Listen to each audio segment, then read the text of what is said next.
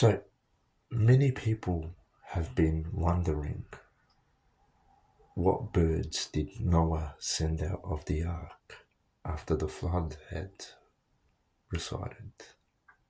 stopped. So firstly, as according to scriptures, he sent out a raven. And secondly, he had sent out a dove. He sent out these two specific birds to find out how far the flood was receding and how high were the levels.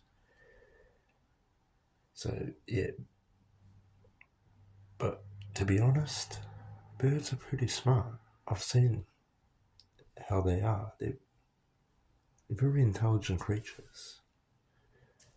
But yet these were the ones that Noah specifically sent out, a raven and a dove.